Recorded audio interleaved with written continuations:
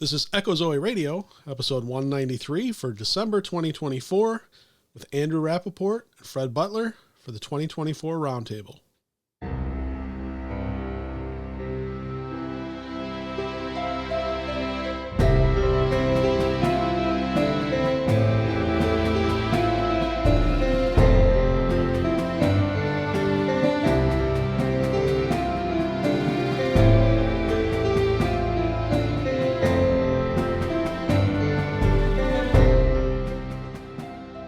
Welcome to Echo Zoe Radio, the podcast outreach of Echo Zoe Ministries, where you'll hear about important topics affecting the church today.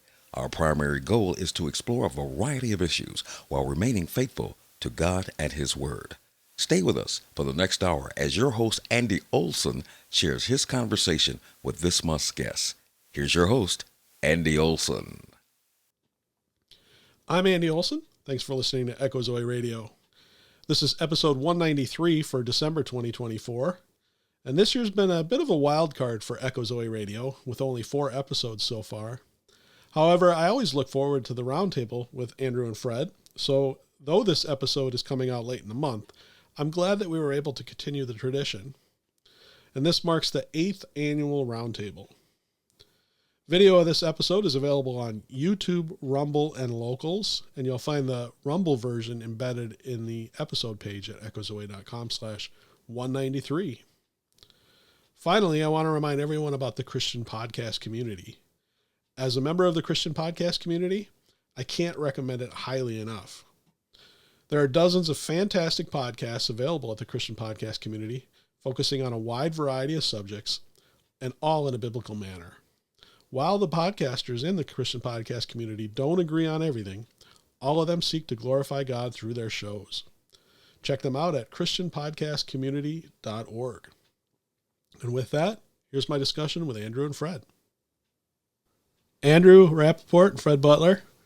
I think this is our 8th Roundtable in a row. Almost a decade. Yeah. Every year that you say that, Fred and I are like, really? Really? So I thought it was just that's part of the tradition. Fred and I obviously are getting too old to remember every year. Speaking of old, you don't have to. It's not that. It's just everything is now compressed into like such a. Oh yeah, that was 4 years ago, but it feels like it was just last week. I mean, it's that fast. Yep. As you get more and more, in touch with your mortality. So I only did 4 episodes this year because it was kind of a wild card year. So we don't have like previous topics. That's kind of what we've done in the past sometimes is just pick previous episode topics and get more in depth on them or come at it with a different angle. So today we each brought a topic, just kind of thought we'd surprise each other. And we're going to start with Andrew, who...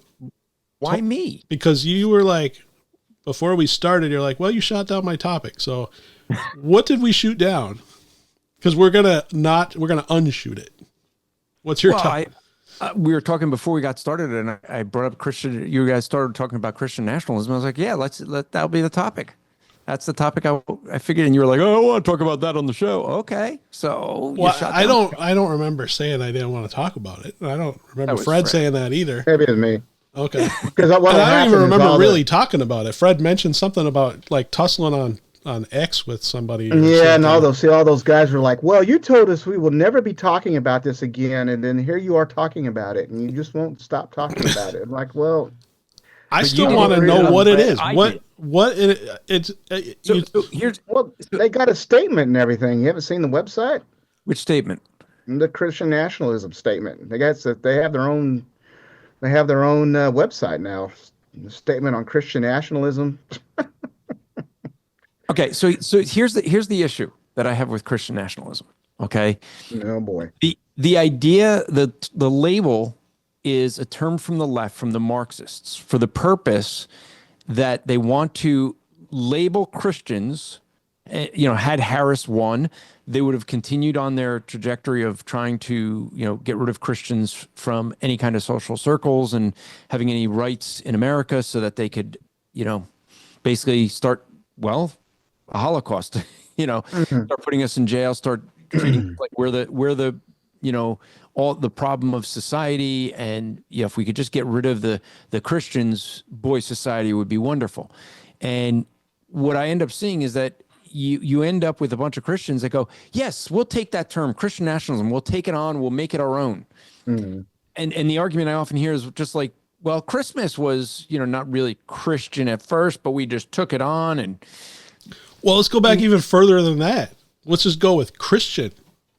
Yeah. Like even in the book of Acts, like Christian was originally a derogatory term.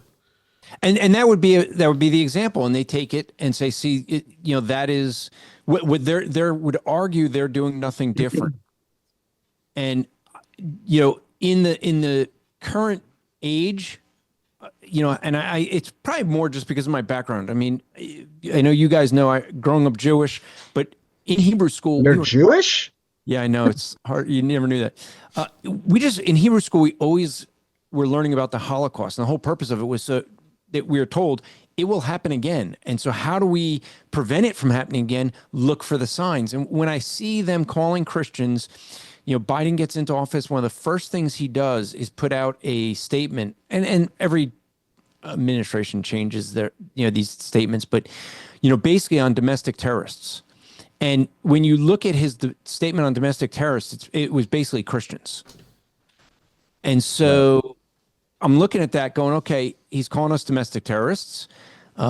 You have them looking for people at schools, at school meetings that are Christian, Catholic, things like this. And, they don't really differentiate. It's just all the, one big group.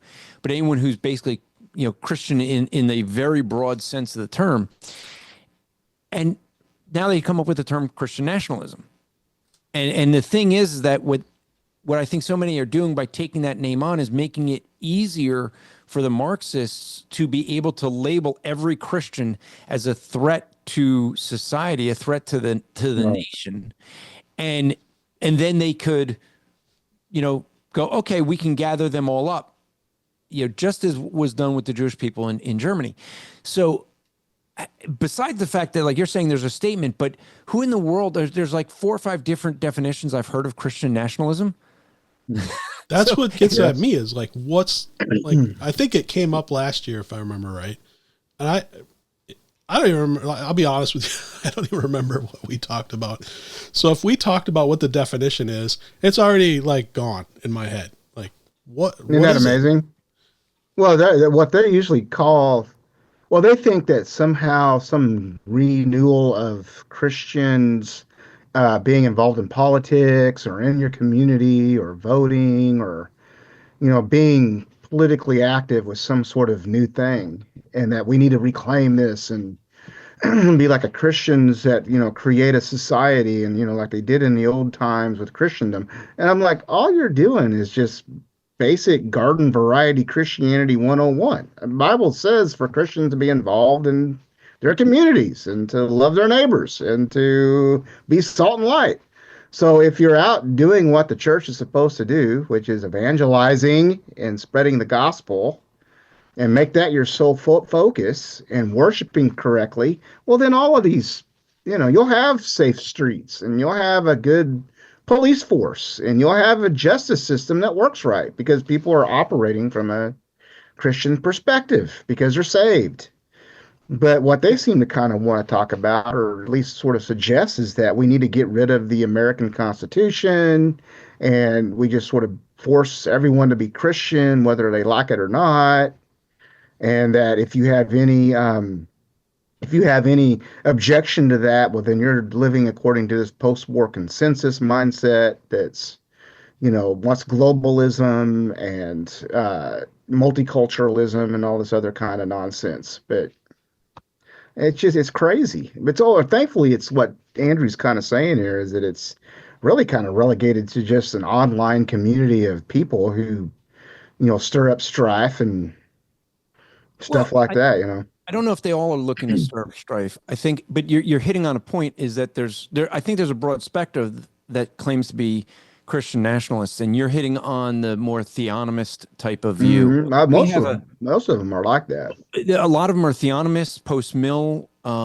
Now, and I'll explain those terms in a moment if folks don't know them, but we have a podcast that applied for the Christian podcast community. And so I'm not going to mention the name yet, because I would give away that they applied. If we reject them, that wouldn't be good. But they had like 4 or 5 episodes on this with guys that don't agree. And it was actually a refreshing discussion because, I mean, the one guy that was the host was basically just asking these guys. So you had a theonomist, and a theonomist was the guy that believes that God's law should be implemented today, like in America. Okay, so that's God's law. That's the law that should be across, in the land for every land, everywhere. Post-mill are those that have an end times view, that basically just the church would be taken up at the end of the millennial period, which is not a set time. And so the idea that we would evangelize and bring about Christ's second coming by, the world getting converted.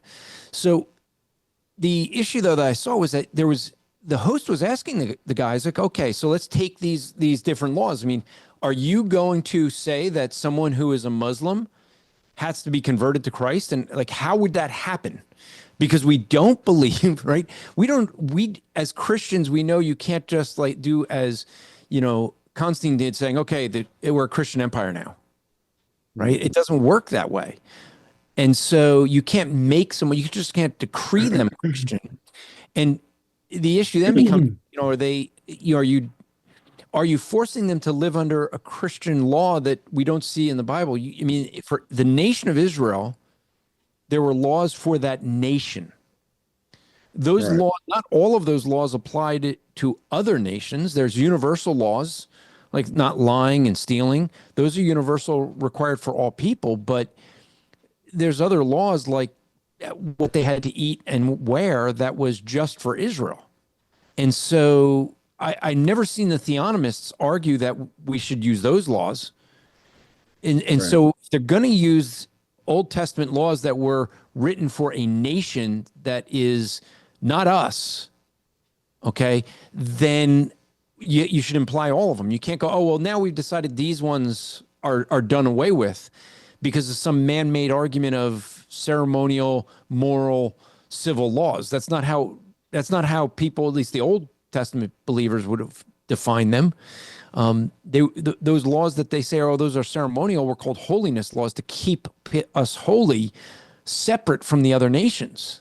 Right. And I think we still need to be separate from the world. So, I mean, I guess what I'm saying with it is I think that, there's a wide range of what is defined or stated as Christian nationalists. I personally think we shouldn't use the term because I think that it's a term that the left is hoping to use to start arresting Christians and persecuting them. Why give them more? I'm okay with, I forgot who it was. It might have been James White or someone else that had it. You started using a different term for some of this stuff, but it becomes interesting when you get a bunch of different Christian nationalists together talking about it, because you start to see, okay, how exactly would you apply the laws? Would you stone disobedient children? Take them out. So isn't it first important to decide, does this apply to me? Whether you like the term or not, does the group, am I a part of this group? Because if I'm not a part of the group, then I guess I don't really care if we use that term or not. Well, the left is using it for all Christians, whether Catholic, born-again believers, Jehovah's Witnesses, Mormons. They don't really, it's just if you name Christ in any way, they're going to group all that together. And you feel like you should evangelize or spread your faith to others who would not necessarily be Christian, which is what is mandated by our Lord. Well, then you're a Christian nationalist. Well, some of and I don't follow a bunch of Christian nationalists, but I've heard some, and the struggle I have is so much of it is more focused on American politics. Right. Is Scripture. I mean, they're talking about how to basically change America to fit their view of Christian nationalism, rather than say, well, the Bible says to go and preach the gospel, like you said, Fred. And we don't see in the New Testament even where Paul is arguing to try to overthrow the government or change the government, or he's saying to submit to the government. Same as Right. Peter. And that's what I think is missing from some of the Christian nationalist movement. Now, Is some this of the unique to America, or is this something that, like, is it That's a going good on in question. Australia, Yeah, it Great is sort of Britain? unique, and it is unique to America. Is it okay? There's not anyone in South Africa that's talking about Christian nationalism. Not that I'm aware of. If they're there, I'd like to meet them.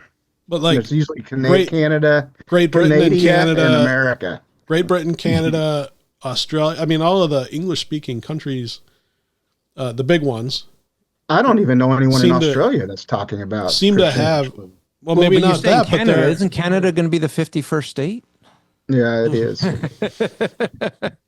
I heard it already is, but they seem to be kind of cracking down on dissenters of different types in their own unique ways. Some more than Yeah, others, but that's why I wonder. Like, is this just the way the American left is doing it, or are they doing this throughout the English-speaking world? Oh, I'm sure there's probably, you mean the left or the Christian, so-called Christian nationalists? Because The right now, people who are labeling us Christian nationalists because we I would evangelize. probably say, yeah, I could see them. They're seeing some sort of, or they define the people who are really serious about their Christian faith as being, these threats. What they label them, I'm not entirely sure. I mean, you look Here at in like the Great Britain, where they arrest people if you just stand outside of an abortion mill, Yeah. and where you're praying just clearly praying. You might even have your hands crossed, but you look like you might be praying. You're going to get arrested. Yeah, it's wild. And it's, is that the same? Is it here? Here in the United States, you have all of these various, navel-gazing academics who write books, about the threat of Christian nationalism and kingdom theology and all this sort of stuff. And they're all kind of a joke because you read the books and they exaggerate all kinds of issues and stuff like that, or they'll take one or two examples of Christians doing terrifically bad things like killing an abortion doctor, from 35 years ago, and just talk about how this is going to affect everybody. Is it going to affect everybody? But as far as people identifying as Christian nationalism, I'm seeing it strictly as being an online phenomena, and it's strictly in the United States, maybe Canada. No one in Argentina is thinking about being a Christian nationalist, or someone in Colombia. We need to take over the nation and win it for Christ. I mean, it's strictly an American phenomena. I don't, you know what I mean? Okay. That's why I'm thinking it's probably when it's going to die here in a few years, kind of peter out. Well, I also like going back to Andrew on let's not use their label. I look at all the other labels that the political left has put on us, and it just seems like they're all losing their sting. Calling somebody a racist isn't right now. It used to be no, I'm not a racist. Don't call me a racist. Now it's like, go away.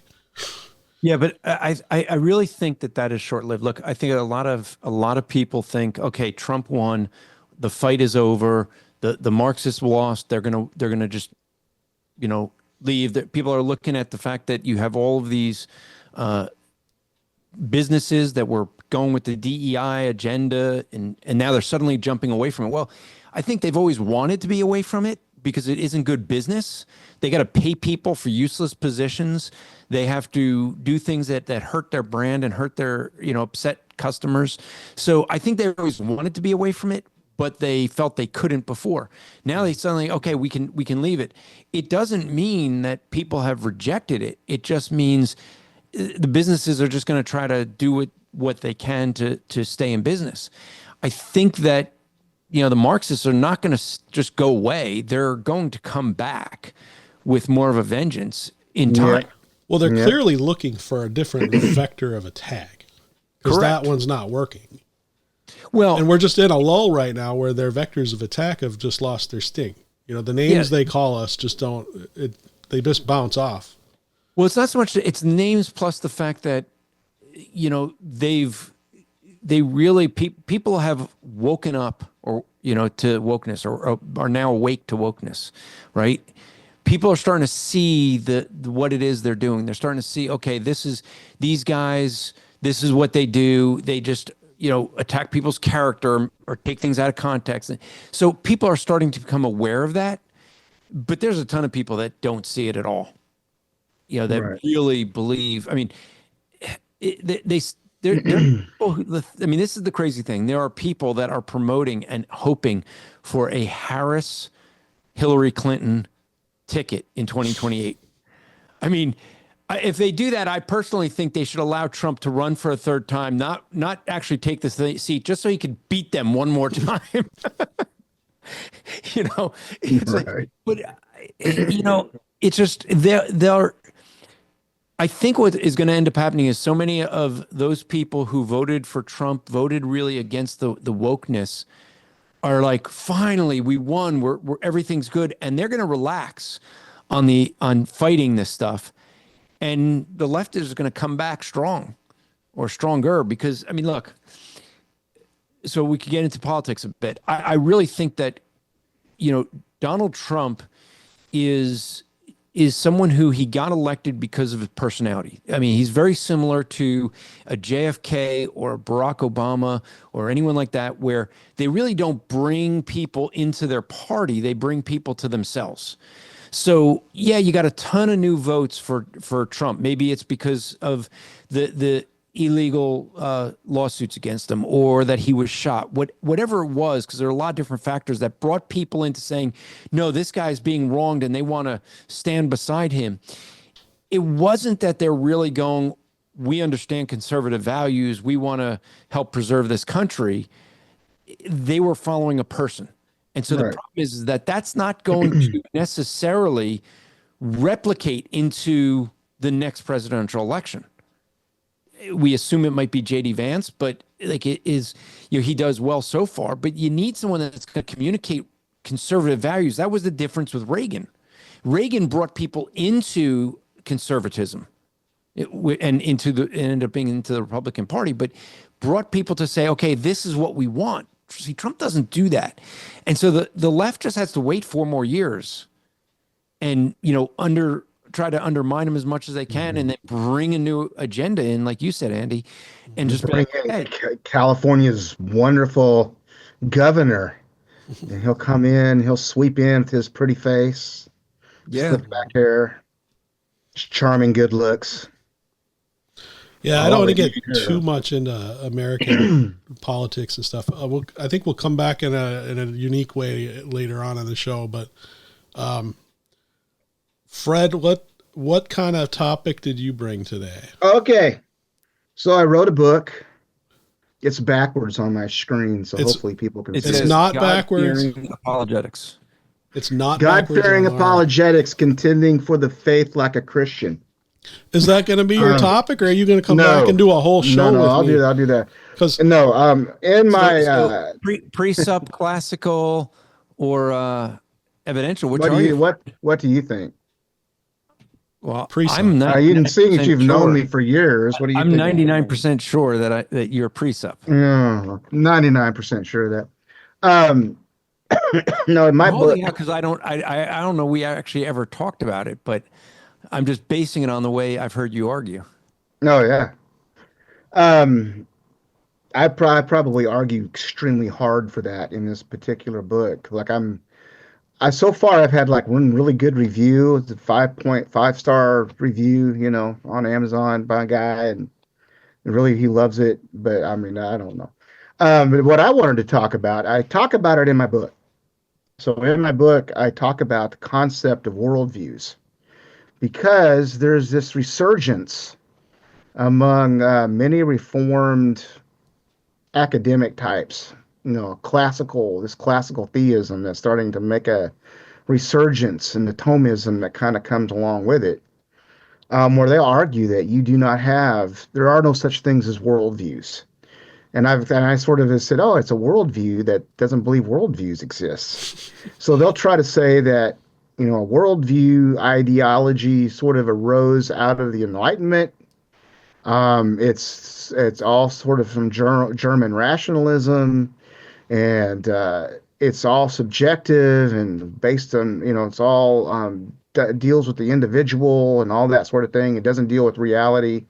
One of my one of the guys I interact with in the book is a guy named Fesco, and he basically he wrote a book on classical apologetics, trying to defend that position. He's got a whole chapter in there talking about how there's no such thing as worldviews. And so I was like, yeah, I don't see how you cannot. I know it's kind of esoteric, but if you're thinking in these terms, I think that has some major apologetic ramifications when you start to kind of think about who you're interacting with, because people that we deal with obviously come from different perspectives and different worldviews. So I'll even ask you, I mean, how would you define that concept of worldview? And give me a basic working definition. You're asking which Andrew? I'm asking you. Someone asks you, hey, Andrew, what's a worldview? Well, I'm trying to think because I don't know that I have a definition offhand, and I want to try to be precise. But in general, I'll do it this way. I'd have to through it more. In general, it's going to be how you approach, how you approach the world around you. But right. We're going to try not to use the word world in worldview in a definition. Not that I'm really defining it by using the word, but I guess it'd be how you're going to approach, perceive, deal with the things that you claim are reality. Right. How do you interpret reality? I mean, what would you say, Andy? I was going to say something about how do you process the world around you? That's a good one. That's right. So all of us as human beings are trying to answer the big questions in life. Like, why are we here? What's, life about? Is there a God? What happens after we die? We have moral issues we have to deal with, like, what's right and wrong, who determines truth. And all of those topics are going to be sort of encapsulated by your worldview and how you perceive the world and how you understand the world in which you live. And even Norman Geisler, who was one of the biggest Thomist guys out there, he believed in worldviews and even defined it something like, your philosophy of life. What is your philosophy of life? Well, your philosophy of life is going to be your worldview. And what I just find kind of funny is just how this new resurgence back to Thomism is trying to suggest that that's not how people think, or that's not how the Bible clearly delineates between people who fear God and people who don't fear God. And the people who fear God are known as wise people, and the people who don't fear God are known as foolish people. And obviously, wise people and foolish people are going to come at the world and answer these big world questions much differently from one another. And to suggest that there's some sort of, one unifying, I don't know how you would say, one view of reality that, we all kind of agree to is really ridiculous. So you think about it with regards to, like, because in my book, I talk about just the whole, one of the biggest, clearest examples of this is how we understand the creation of the world. If you're a naturalist, how do you understand that the world was created? Or do you believe that the world was created?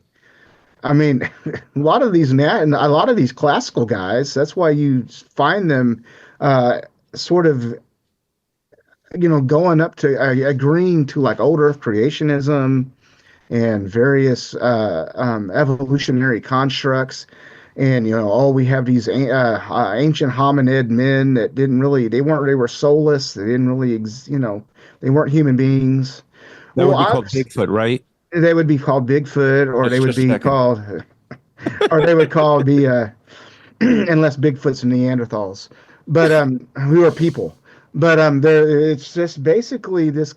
How I look at the world and understand and answer those questions is going to be much different than what the evolutionist is going to understand. So evolutionist obviously has a worldview in which he tries to unpack his world when he tries to explain, well, why do why does this, something as simple as your hair stand up on your arms whenever you get cold or scared? Or, well, that's because back when we were primal animals and we had more hair on our body, we would have to puff up, in order to scare off the predator that was, when we were still living in trees. I mean, that's how they kind of understand. Or, why did where did the spiders come from? Well, back in the, before evolution, as evolution processes, the crabs would crawl out of the water and they would learn to adapt to the, to the earth. And, then they started to find food sources on earth. So they, their offspring would basically adapt to living on earth. And finally they, I guess, evolved spindles so that they could,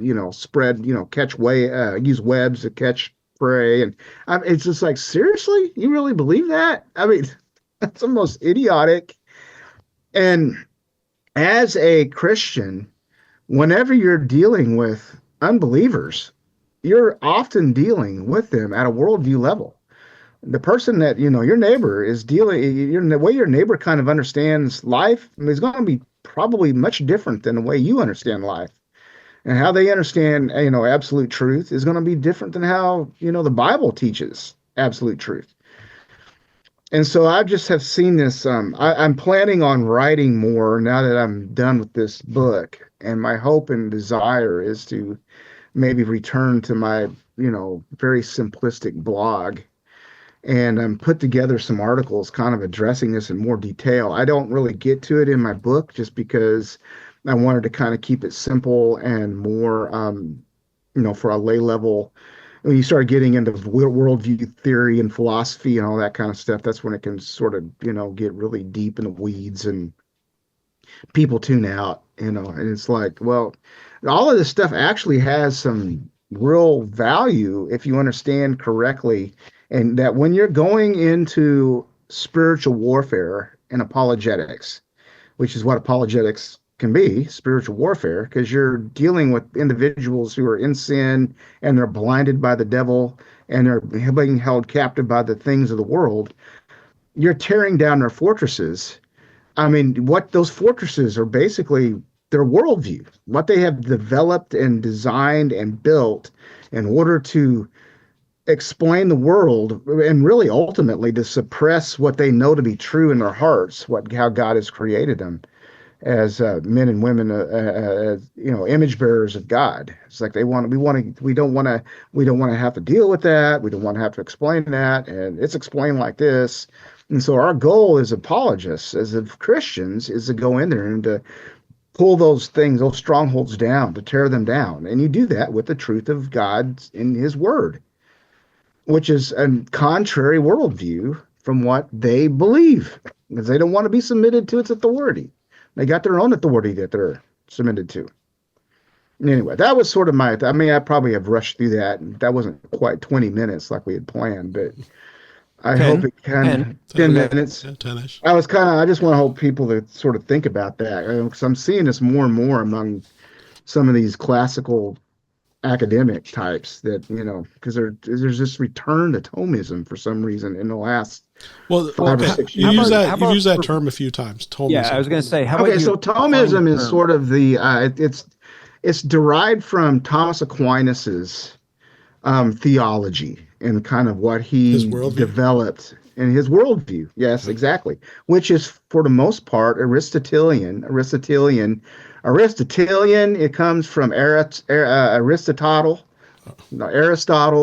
who was the prime philosopher that Aristotle used, which he got from really the Muslims who had adopted a lot of his philosophy in order to understand the Quran and their own particular religion.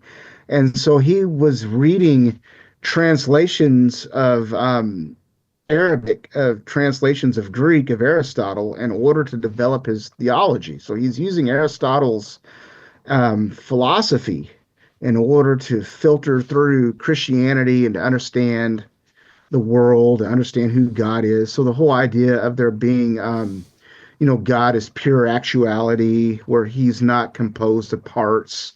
So God is not like a little bit of holiness and a dash of, omniscience and all that to make God, sort of like one of these Japanese robots, where it's like, the Mighty Morphin Power Rangers. They all come together to create a giant robot that'll fight the kaiju. Well, that's not what God is. He's one singular being, and all of those things are true of him.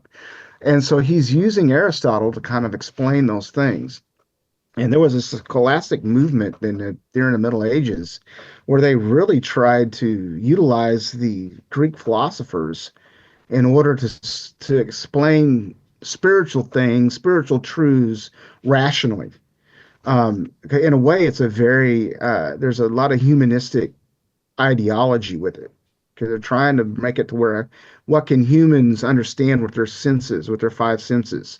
What can they gather together? Well, I mean, there's some value to that, obviously. I mean, whenever we are trying to figure out if something is poisonous or whatever, we want to look at it and smell it and kind of figure out, okay, what does it look like? And, is this something that's going to kill me or is this something that's good? And so, yeah, there's some value to that. But when it comes to trying to adapt that to spiritual truths and trying to understand God and humanity as a whole, I mean, that's not where we go. We need to go to Scripture and let it tell us and inform us of who humanity is and who God is and how we relate to that. So that's kind of where I was. That was something that I'm glad I was able to work this off my chest because it's been something in my heart for some time. I'm hoping to write about it after the turn of the year. So okay, so let me ask questions so we could dig in more because there's a lot of people. I know James White started talking about Thomism, and yes, I have people that would either call me up or come on to Apologetics Live and ask me about it and all. And it's a pretty esoteric type of thing to explain, which makes it hard. right. And so since you've been focusing on it, I mean, help break this down for me, for a simple-minded person. No, I mean, just A simple man. yeah. I mean, because when you start to talk about, okay, and I get the whole simplicity thing, but it's really hard to explain. So have you found a good way to explain in simple terms the distinctions that people have with Thomism and against it? You mean for well, in my thinking and in my mind, I mean, we don't want to totally throw away Thomas Aquinas's works. I mean, he did No, have some good stuff he did have good stuff to say, well, as and your pastor would say, a broken clock is right twice a day. yeah, he is. But he was the primary teacher and theologian of the Roman Catholic Church. And where we would probably have a major disagreement with him is particularly how he deals with humanity and how he understands humanity. Because one of the things that they would teach, and even today, you'll get into these disagreements with people on X and other places, Facebook, where they're going to try to tell you that your reasoning, we believe man is fallen, correct? I mean, he's a sinner.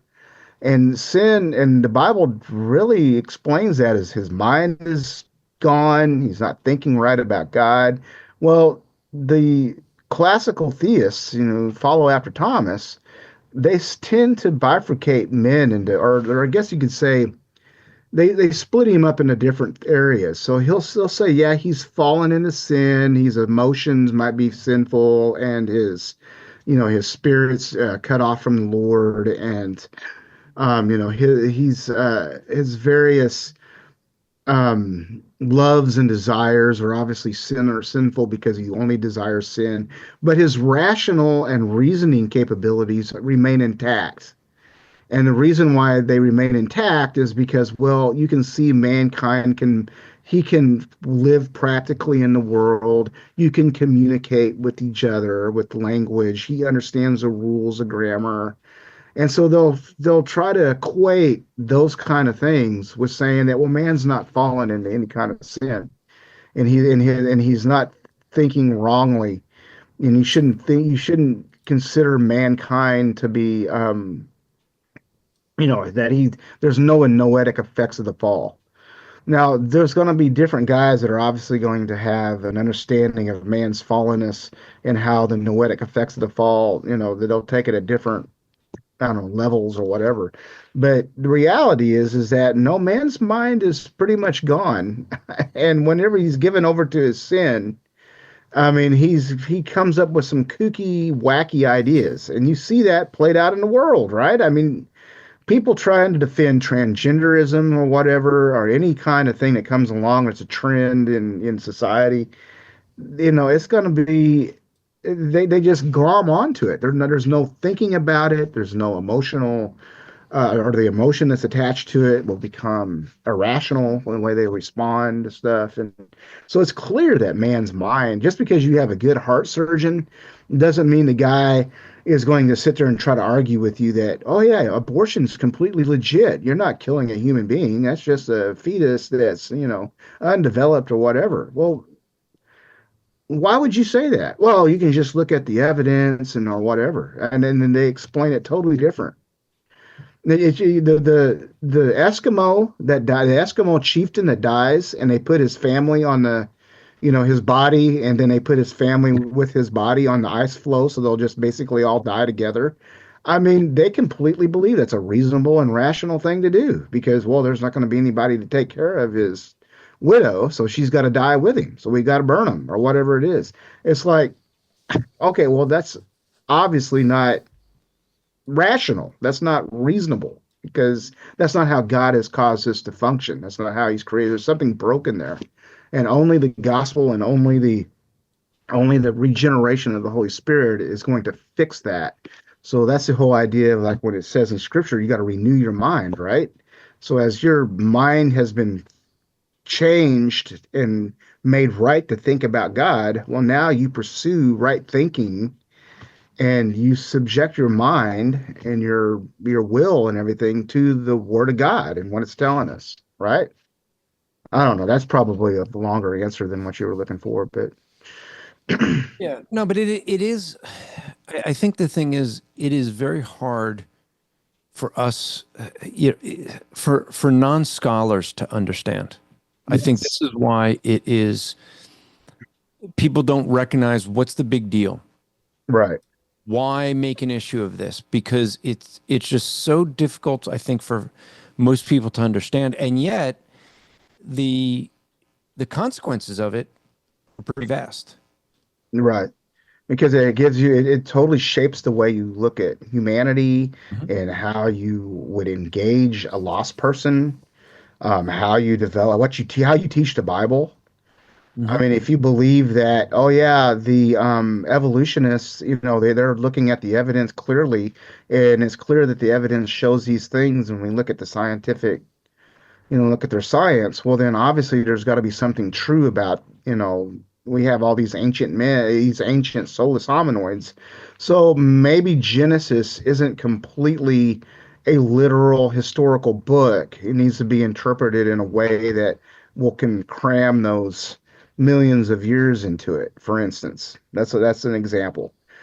Or, you don't really see we don't really have archaeological evidence for the Exodus, so maybe we need to reinterpret the book of Exodus. All of the Egyptologists out there have not found, flood or I mean, the Red Sea being parted or whatever. And well, we basically need to reinterpret Exodus. It's just a story about, this family that left, fled Egypt and so it's the way you handle the Bible, the way you handle the gospel, all of that stuff is impacted by it. Mhm. Yeah, and that's why it's Yeah. so serious. Oh yeah. And I talk about it in my book, which I'll plug one more time. Hopefully I Yeah. break it down a little more simply than what I talk about here. And But according to Amazon, because I don't have your book, anyway. but I went to Amazon and I didn't realize, I mean, I knew you wrote the book on the King James onlyism, Yep, yep, but yep. according to Amazon, you must have written also, it's a London thing in Insider's City Guide. So I didn't know you were. Oh, you know who that is? No. So That's the over in England, that is my doppelganger. It's a woman. Her name is Fred Butler. It's a blonde and that's designer. your doppelganger? Yeah. It's a blonde designer lady somewhere in London. If I ever go And to her name is London, I Fred? want to. Her name is Fred. I get her email and all of her little anytime Google something about Fred Butler comes up, how Google will you can set that up Yep, to yep. announce it. Well, it'll be about her, and she's all into weird, weird sort of styles and all that runway Do you clothing happen to know stuff. Oh her man. worldview? Oh, I'm sure she's. I can tell you that her worldview is not aligned with mine. I have people tagging me all the time about Fred. Hey, Fred, I saw your fashion show in London or whatever. And I'm like, that's not me. I think you want this woman here. Yeah, I can send them a picture of you and be like, yeah, I think you got the wrong person. She designed Lady Gaga's outfits for one of her Grammy performances years ago. And that was like really put her on the map. I wonder how many people are like thinking they're buying her book and actually buying your book on Hey, like, wouldn't that be awesome? That would be Yeah. awesome. or better yet, this book. Fred Butler style, All Yeah. right, so you got to plug it like, write a book, the fashions of the worldview, Something. Oh yeah, I guess I could do that. Well, I plan to write like a bunch of essays on this, so maybe I can put together a little Kindle only thing. I'll call it the fashions of the worldview. So maybe I can see if she'll make that just like gospel presentation. yeah, make it a gospel. Yeah, put the gospel in it. so for our third topic, That would be you. that would be me.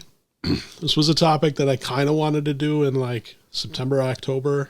It didn't work out, but and that is kind of political. Well, it's very political. Hold on. It's Before very you get to political. yours- Before you get to yours, I just noticed, maybe I missed it though. Over your left shoulder, you have a calendar clock. I don't know what that is, but it just says 2003. Are you off by a year, or is that something? That 2023. No, that's an award I got in the Civil Air Patrol. Oh, really? Oh, That was a regional award. We have Civil Air Patrol has, I think, 8 regions around the country, and I'm in the North Central region, so it's Minnesota, Wisconsin, Missouri, North and South Dakota, Nebraska, and Kansas. And I'm at my squadron. I'm the aerospace education officer, so I'm the guy in charge of the aerospace curriculum. We teach aerospace, and last year, my squadron nominated me for Aerospace Officer of the Year within our state. And I won that award and then got automatically nominated up to region for a regional level aerospace award. And then that, because I won the region one, that kicked me up to a national nomination. I didn't win the national level, but so that 2023 is my North Central region aerospace. Congratulations. Award. Thank you. Yeah. And I just thought you were off by a year. no, well, it was you just got to win it last again year. this year. I won it in May, I think. I went down to Des Moines to claim the award, but it was for the 2023 year. And lest everyone think that I must be this awesome aerospace education officer, the way it works with an Civil Air Patrol, at least, is an award really is more about the quality of the nomination. So I had some really cool people that put in a great nomination for me and can really write a good nomination. So that's what I credit the award with. But Did they use ChatGPT? Chat GT, what? That's what everyone else is using to write things. Fred's probably going to write a book using ChatGPT. Every time I would put my manuscript up, because I'd find like some corrections or something before we went live. It always asked, "Did you use AI on any part of this book?" Well, no. Good grief, it's all from me. That is an artificial intelligence, then. Yeah. Yes. so back to the topic. Bigfoot. So back for your topic. Back to the topic. So not politics or well, Bigfoot, it is politics, but I don't want it to be too. I don't know where to He go. doesn't want it to be political. He just wants to be about politics. Exactly. What I don't want this to be is American politics. Okay, so let's try to keep this more generic, and that is what should be the Christians' involvement with politics. And it came up obviously in October because we were getting ready to vote, and we see too many Christians who, I think, I'm gonna just let you know my side. I think you guys are probably on the same side, but I think we should be voting. Yeah. Yep. But there are a lot of Christians who just refuse to, and they don't think that Christians need to be voting. What do you guys think about our involvement as Christians in politics, primarily through voting, but it could be through anything, running for office or any other involvement in politics? Well, if the Christian nationalists have their way, there won't be any more voting at all. They'll have like their Christian prince and their Fourth Reich coming along that will, they'll have their guy, their Franco guy, going there and killing everybody who disagrees with him, which is, I'm sure. Is this actual Christian nationalist view, or is this is this what the heck yeah. political left says our view is? Do you not talk to any of these people online? I must not pay attention. You need to follow my feed. Fall between the cracks on that. Is this the red guys with the blue eyes? Because I hear so much about the red guys with the blue eyes. Oh yeah, it is. But yeah, I think you're exactly right. God has placed us in the providence, in his sovereign providence, in a nation where we are allowed to participate in the political process, and we do it by voting. Now we can argue about, whether or not it's legit and it's being stolen or manipulated, and I get all that. But fundamentally, we're given that privilege, and we should exercise it. It takes discernment and wisdom and informing yourself about issues, certainly on a local level where you live, if you have local politics, because that's going to affect you the most immediately. Mm-hmm. But yeah, it's just, you need to be aware of those things and I think as a Christian duty, that should be our duty and our desire. And we use it to honor God with it. Obviously, I've always said you're always voting the lesser of two evils, no matter what. Unless a person is a genuine Bible-believing Christian, anyone who's not in Christ, which is 98% of the people running for office, are going to be the lesser of two evils. And you just have to sort of discern, okay, what am I going to... Even there is a little bit of compromise about some of that. It's like, is it really a matter of this?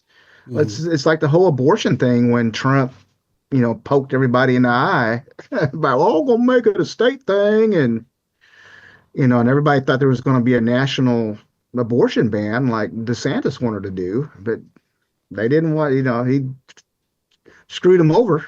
And okay, what do you do? I'm still voting for Trump because I ain't going to vote for the woman who definitely wants to encapsulate it in society. You know what I mean? Yeah. But see, I'm trying to keep it super generic because I know we have, I specifically had a listener reach out from Australia and was asking about, I think he reached out just like, hey, how you doing? I noticed you haven't done a bunch of shows lately. And he commented that a lot of Christian podcasts get too political. And I think in that time of year, it was so much. Let's talk about Trump. And yeah. But we've got a lot of brothers and sisters from countries that weren't going to be voting because they're not American. Right. But they vote in their own elections. And how much should we, whether we live here or Australia or Great Britain or Singapore or any other country, how much should we be participating in voting? Yeah. So if I'll give more of a general thing, and there's going to be some differences in America versus, as you said, in Australia, because, the issue comes down to obeying for us, Romans 13, right? Obeying the government. Now, how does that work out, right? So you take, for example, a thing like COVID.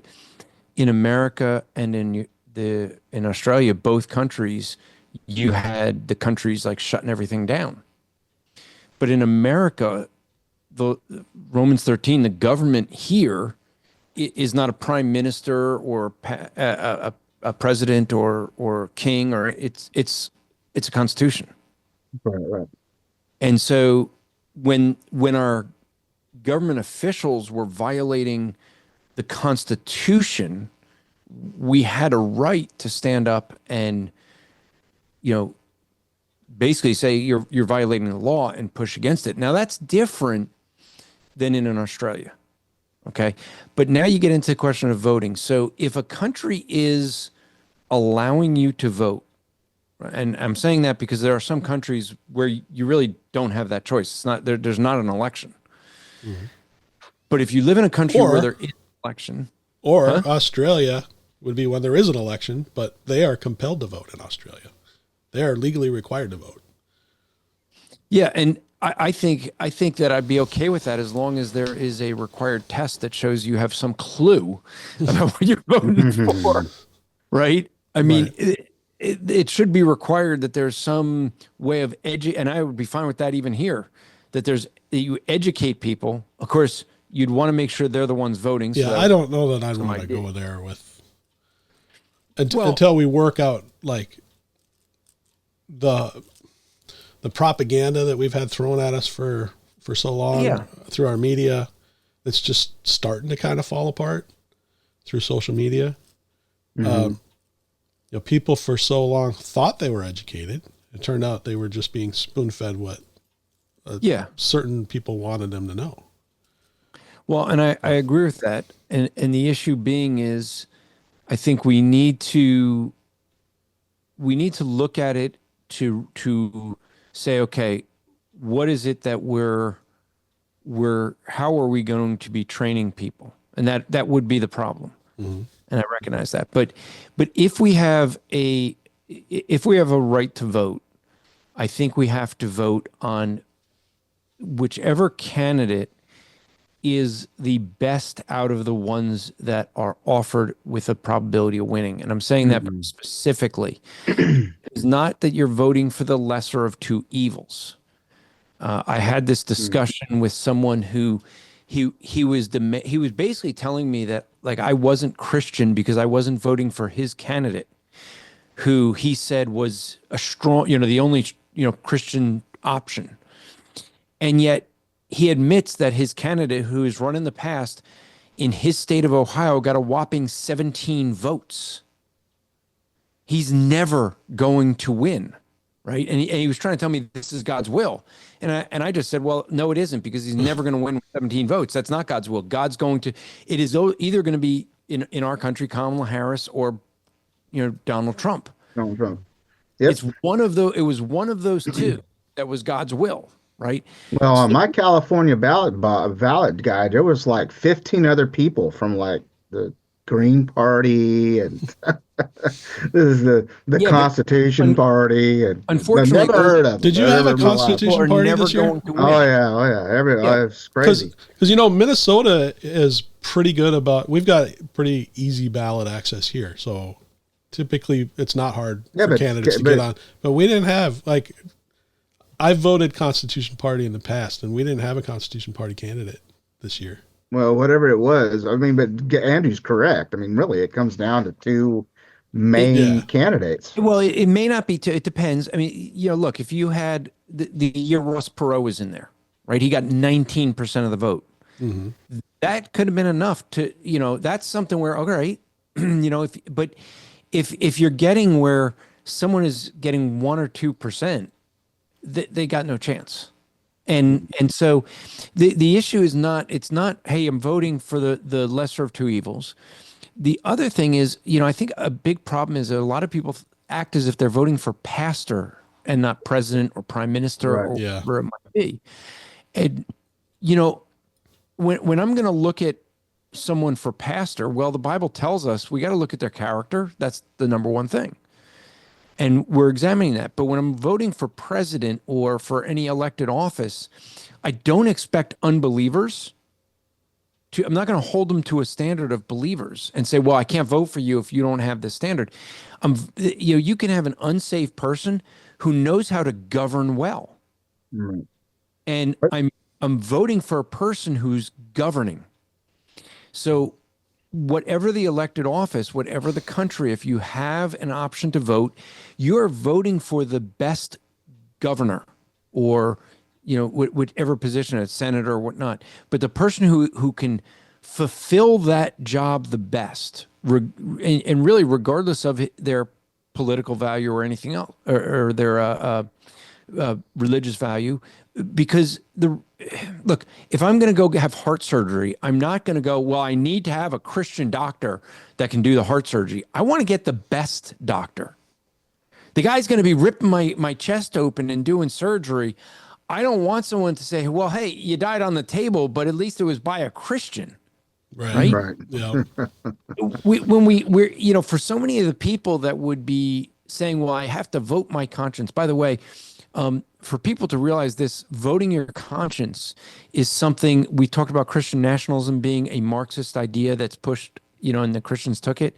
Voting my conscience was something that was, started from a Soros-funded group. Right. Christians.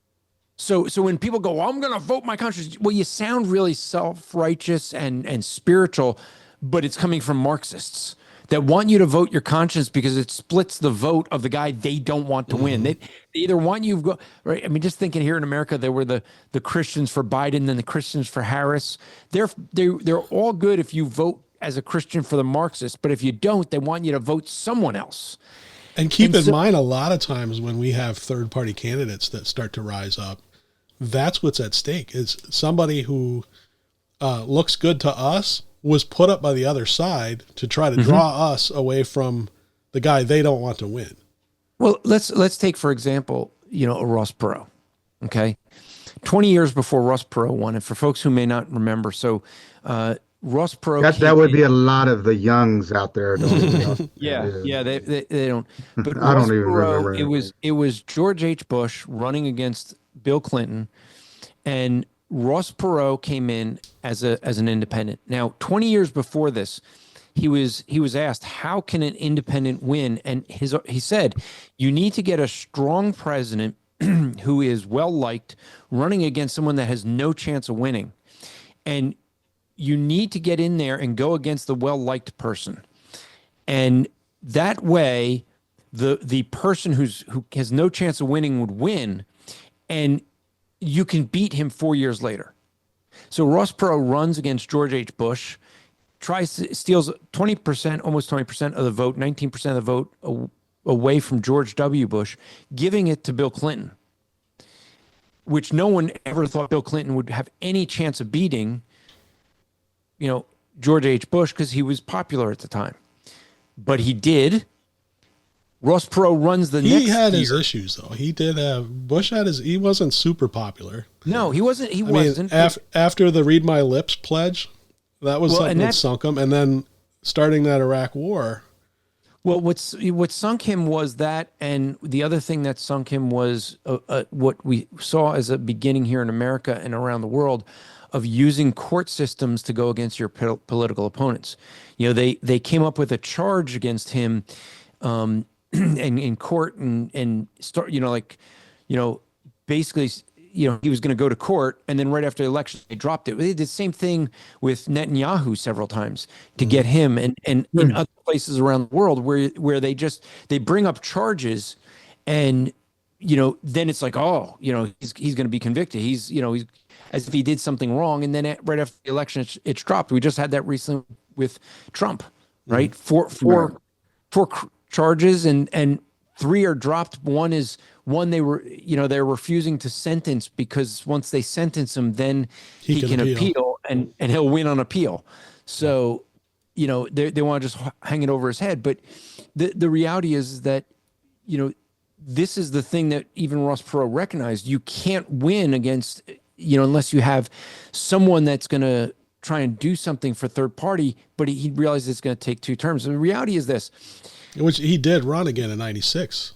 Yeah, he did. And he lost miserably because he was a kook in the first place. But the thing is, like, when we saw here in America a third party win, it was the Republicans. When they had taken enough people that were from the Whig Party and the Democrat Party that were anti-slavery, because there were people in both parties, and they pulled enough from both of those, but they knew they were not going to win the first go round. But they had a grassroots campaign to really pull this one issue to get everyone in all these states to pull from both parties. And they were able to win with Abraham Lincoln. He was the first Republican to win presidency. Now, what I have issue with is when people go, oh, well, I'm going to vote my conscience, I'm going to vote third party, when there's no groundswell of grassroots movement. It's not a plan. It's what they would call in football Hail Mary pass. You're just throwing it out there and hoping that God is going to do something like mystical, miraculous, to make your candidate win. And so I really think if you have the opportunity to vote, you vote for the best person for the job, not based on his religious views. Now, look, as Fred just said about worldview, and maybe he can tap into this with his comments. But yes, worldview matters. But I don't expect an unbeliever to have a Christian worldview and act within a Christian worldview.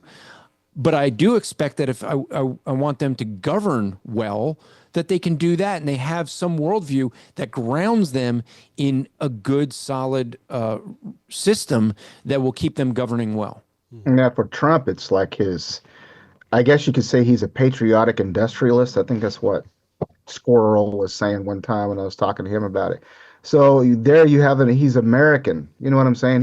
He's for America. He's for what our values are, which are going to be ultimately kind of grounded in a religious context where you're created in, all men are created equal, that sort of thing. And you're exactly right. So he was, even though he might be a kind of this womanizer, and he's, all of his campaigning and going after his challengers with his dumb insults and all that kind of stuff, you get that. But when it comes down to the day, I mean, he doesn't hate us. He doesn't hate the normal people. Yeah. And he doesn't hate American values like the way it was clear that the Democrats did. I mean, it was almost an anti-Ten Commandments party. Everything that God stands for, they're against. You know what I'm saying? Well, Trump wasn't like that. He saw normal people, knows that they're what makes America great. And so he'll go to McDonald's, and does his little stunt there, and everybody can make fun of it, that it was like a little 30-minute thing. But you look at the video of him there standing around in his little suit and his red tie, and he's talking to this guy that's got his long hair and tattoos, showing him how to, fry fries or whatever. And he's paying attention. And I mean, that was fantastic. Well, that's the thing, is it might have been a stunt. And people recognized it as a stunt, but that and then the pulling up the garbage truck, that was also a stunt. But what he showed and what people liked about it was he showed that even though he's a billionaire, making French fries is not beneath him. Handing food out a window is not beneath him. Driving around in a garbage truck is not beneath him. And that's what people really took, like stunt or no stunt. And the thing was, he wasn't pretending like he really was a McDonald's employee. I mean, he was there in his $1,000 suit, Yeah. Yep. He didn't change. He didn't, Well, he showed respect to people that do that. He wasn't like, oh, let me take on the accent of I'm speaking to this group of people. Let me take on their accent, because then I'm going to be one of them. He wasn't trying to be one of them. He was being himself. And I think what Fred said, he was showing that he could sit there and, recognize, hey, I'm gonna learn from this guy. This guy knows what he's doing with the fries. I don't, and I'm gonna learn from him. Yeah. Yeah. So I genuinely cares for the guy. You know what I'm saying? Yeah.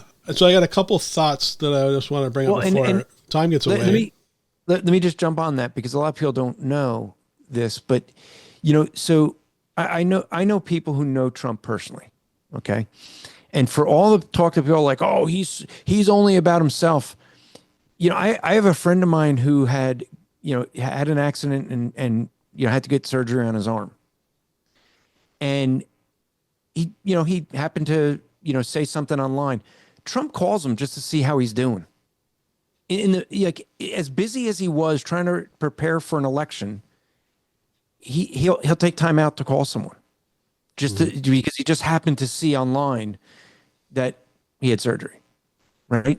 I know someone else who similar story, had something, got into a car accident, and Trump found out about it, calls him. How are you? Are you okay? Nothing about himself. So for all the talk that he's this narcissist, that's what the media wants everyone to believe. But again, as you said, Andy, right? I think it was you that said it. Like they've been, indoctrinating for so long, and just like, how do you know what they're saying is real? Everyone just assumes that. So like when you have all these Christians, in this case, now we're back to American politics, but this translates around the world. When you have a press that is not they're acting as activists and not journalists, and they're working on indoctrination rather than providing actual reporting of news, then you get into the fact that you have to recognize that you can't trust just because you're being gaslit, and what that means is they're telling you a lie over and over and over again until you believe it's real. When you know that that's their behavior, you can't sit there and go, oh, but he's this way. I mean, look, to give the example, I mean, there were so many people that said that, Trump, the mean tweets, he's so mean.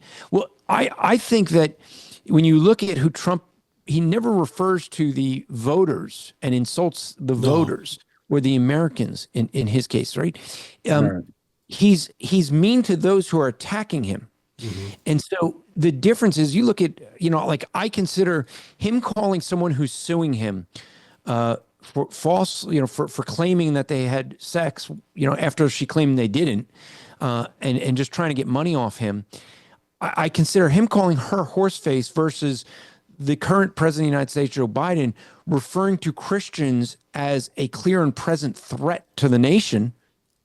Us domestic terrorists, calling us followers of Hitler. I mean, I think that's pretty mean. Yeah. But the media doesn't want to report that. So when you only get the one side reported, the question is, who's really meaner? Well, you got to think for yourself. You got to actually think critically and examine what is being said, and from both sides, and hear directly and go, was he being mean too? Yeah. So pulling back a little bit again, couple of thoughts I wanted to get out before we wrap that up is let's gotta take off. Yeah, first of all, Andrew, you talked about being smart about who you vote for, and vote for the candidate that's actually got a chance. And I kind of brought up a thought about our system that's different than a lot of the other systems around the world, and that I hear people often say, well, I wish that we had instead of a two-party system, I wish we had a multi-party system. And those people will recognize we have the Green Party, and we've got the Libertarian Party and the Constitution Party and whatnot. We do have other parties, but they're saying, I wish that we had more than two parties that have a chance. Mm-hmm. I like to kind of shine a different light on how our system works by using a parliamentary system. Now, for those who live in America and are not so familiar with a parliamentary system, they do have often multiple parties. I know Canada and Great Britain, for example, do have two major parties, but then they also will get seats for other parties in their parliament. But the way those systems work is that you go to an election and you vote for the party or the candidate that you want, and it's often the case that those parties don't get a majority in the end, but a majority is necessary in order to put together a government. So in order to decide who's a prime minister, for example, you got to have a majority. So then they got to come up with a coalition. So they get two or three different parties to come together and say, okay, we're going to work together, and that'll give you enough votes to pick the prime minister.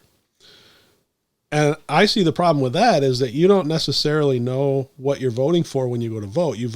You might vote for a smaller party, but you don't know necessarily which side that party is going to align with after the election. Whereas our system, we do coalitions too. we just put together our coalitions before the election. So now we've got a Democrat coalition and a Republican coalition, so that when I go vote for a Republican, I know that I'm going to vote for the Republican coalition. But do we really, or are we, because I think a lot of people are not voting for what the party stands for as much as what, the particular candidate, the popularity contest of the candidates. There isn't really that much of that, though. I mean, I think a lot of that it can yeah. I mean, you look at most of us are going to vote or Donald Trump. I think that's what it was. I think the Biden was the anti-Trump. But what happens is that you have because you end up with 40% vote Biden, for one. You're always going to vote Republican, and 40% will always vote Democrat. And then it's the 20% that don't pay any attention that come in and say, well, Obama sounds like a really cool guy, or Trump sounds like a cool guy. Joe Biden ran as the anti, Bernie Sanders, that he was going to govern to the right of Bernie Sanders, and then he went to the left of Bernie Sanders. So when he got in office, it was different. So you're not really voting on, Joe Biden was the anti-Trump vote, right? But you knew that when we went to vote that he's not going to govern like Trump. Yeah, in that sense, yeah. But you didn't know the where he was really going to. It's not like you're voting for the. But if you the platform, if you're paying attention to the election, you start to see where those coalitions are going to line up, even before the election. So when you see that the far left really has a stranglehold on the Democrat, you know that even if the guy who comes across as more moderate, well, it's that far left that dragged him over the line. That's probably how he's going to govern. Yeah. I've never understood their system, and so I always thought it was weird. The parliamentary system? Yeah. Our system used to, we used to have more than two parties. And it's just that what ended up happening is that the way they started to do things in the House and the Senate were to talk about the majority party and the minority party. And with doing that and making rules for majority minority, it was really, well, you end up with, well, someone's got to be the majority and what everyone else is the minority. Who are they? So it forced us into a two-party system. Well, it was really the Electoral College that did that, because we ended up with a system where you have to get 50% plus one electoral votes. Yeah, but that's not the way. That's for president. That's not the way. Right, but it forced the presidential candidates to have to basically form parties, form their coalitions. Well, then once you got that coalition put together, that brings everybody down ballot in with them. Yeah, but we had parties in the beginning. I mean, there were more parties, but, and whoever, and for folks that don't know, I mean, George Washington got the most votes in the first election, and vice president was the guy who got the second most votes, which was John Adams. Mm-hmm. And they were in the same party. People don't recognize that. So John Adams wins the next time and has Thomas Jefferson gets the second most votes. Well, those two weren't in the same party. And so Jefferson was undermining Adams the whole time. And then Jefferson runs against Adams. And then at some point they realized this doesn't work, because if the second place guy really wanted to be president, all they got to do is assassinate the president. Well, it's not assassinate, but you saw, I mean, he was in and Thomas Jefferson is the example. John Adams, often wrote about the fact that, I mean, Thomas Jefferson and John Adams were good friends for many years until Adams really becomes president. There's a little bit before that they start having issues, but when he was president, that's where they really stopped talking to one another, because Jefferson was just undermining them the whole way, and that's when they said, no, we have to have it. You have to pick your own running mate. But it wasn't until after Lincoln that we did that, because Andrew Johnson was a Democrat. Yeah. And when Lincoln died, Johnson became president. And then all of a sudden it was realized, okay, if they're that at odds, you don't necessarily even have to win. You just got to get second place and then have the first place guy killed. And then you get there in the end anyway. Yeah, that's kind of what John Wilkes Booth was trying to do. They're trying to eliminate the whole entire main government there so they'd have their guys, to wipe them out. You'd have the top 3 guys gone. Which didn't materialize, I just learned that recently. There was actually 4 people that were supposed to all get assassinated at the same time. When Lincoln was killed. Yep. Lincoln was the only successful one. Well, Stewart, didn't he get stabbed to death? Almost stabbed to death, but he survived. I think that's correct. Yeah, there was one that got stabbed and survived, and I think the other 2. I think one of them, the guy was chickened out. Yeah, he was too drunk to ever go through with it. Yeah. All right, hey, listen, I gotta go. I gotta go kick a big old piece of meat. All right. My daughter is like, I've got to go to see my lights, so I need to eat dinner. All right. Okay. Well, thanks, Fred.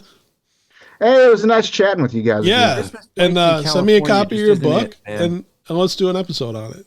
Yeah, and I'll send you all the Bigfoot stuff. We'll do an episode on that. Echo Zoe Radio is an outreach of Echo Zoe Ministries. If you are blessed by the show, please consider offering your support. There are many things you can do to help, including prayer, sharing the show with others, and your financial support. Echo Zoe Ministries is a registered nonprofit organization with 501c3 tax-exempt status, and your donations are tax deductible. For more information about how you can support Echo Zoe Ministries, please visit echozoe.com/support. That wraps up episode 193. Thanks for listening to Echo Zoe Radio. For show notes, visit echozoe.com/193. Please also check out the Christian podcast community. There's an ever-growing list of fantastic shows focusing on all sorts of topics, and you'll find them at christianpodcastcommunity.org. Lord willing, we'll be back soon with another episode of Echo Zoe Radio.